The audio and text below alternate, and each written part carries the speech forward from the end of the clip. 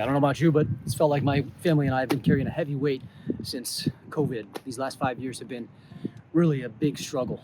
And I want to tell you today about something I've been doing for the last 3 months or so. It's called Exodus90. It's a program that builds on spiritual disciplines from the earliest traditions of Christianity.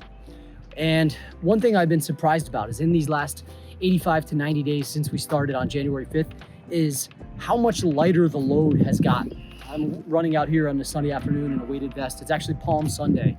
And I was just reflecting on the 3 biggest takeaways from Exodus90.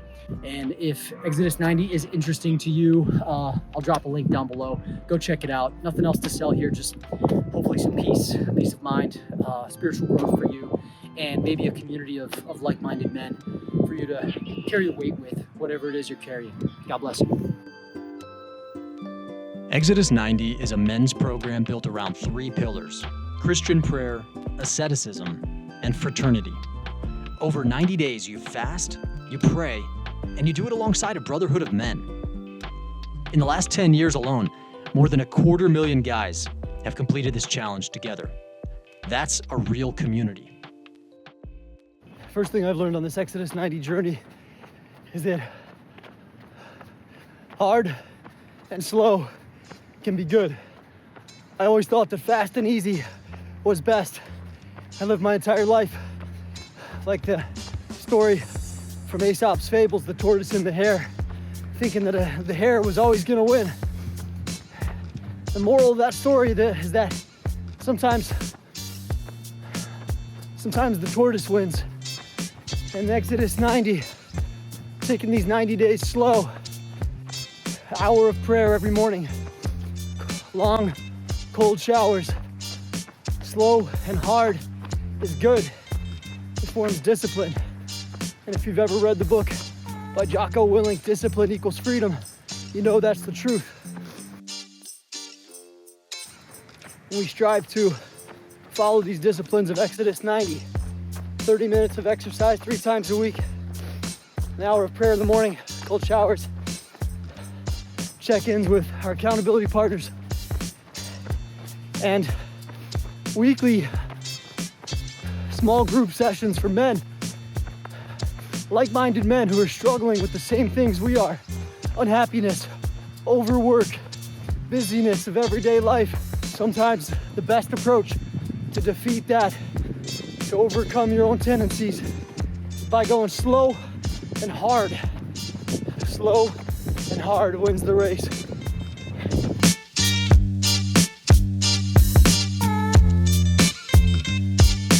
All right, 3.23 miles in at a 12:30 clip. Not bad for a Sunday recovery. Slowing it down a little bit here to catch my breath and talk a little bit. What else did I learn? Second thing I learned in Exodus90 these last 85 days or so has been the weights we carry. We don't carry them alone. Everybody's carrying a heavy weight. When you get into a small group of guys, you start opening up about your woundedness, your brokenness, your sinfulness. You realize we're all in this together. We all suffer not only the same attacks, but the same wounds. They're just different forms. And we can do it. We can do it together. We're better together.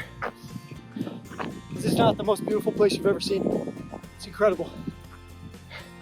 And so, we're all carrying a heavy weight.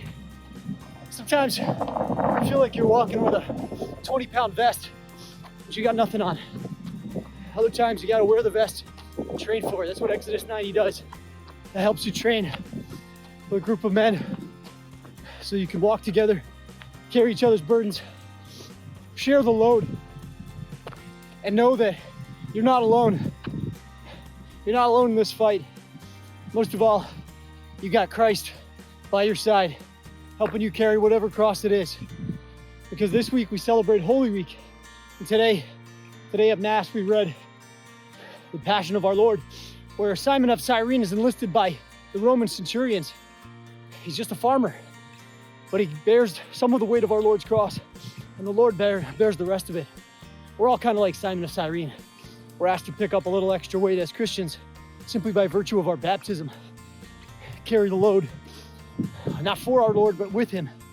He's carrying it mostly for us. He bore the brunt of our shame and the weight of our sin. But that doesn't mean we don't carry our own crosses, our own woundedness. Let's carry them together. That's point number 2. Personal development is always personal.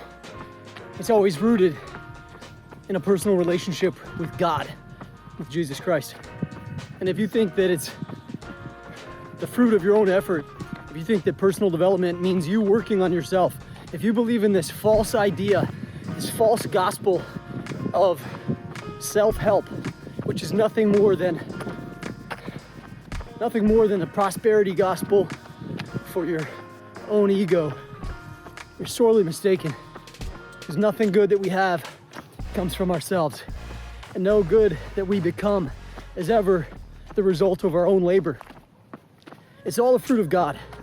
These last 85 days have taught me that whatever good I am, whatever good I can become, pales in comparison with my own weakness, my own nothingness, and everything that is good in me is only the gift of grace. So personal development is nothing more than opening yourself to God's grace more and more each day, whether it's through an hour of prayer, 20 minutes of prayer, 10 minutes of prayer, cold showers. These disciplines will open your heart, will open your mind, will give you peace, will give you more space. But it's not anything that you do, and it's not your own effort that gets you there.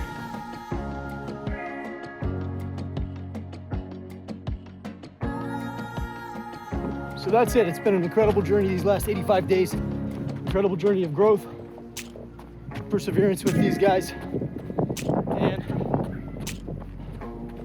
all in all, a lot of lessons learned about how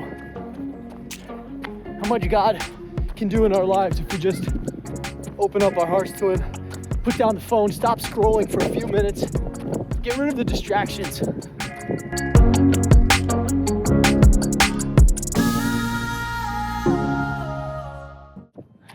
You know, I think the biggest takeaway for me is just how much you can get done, not only in your spiritual life, added prayer, but in your life as a man.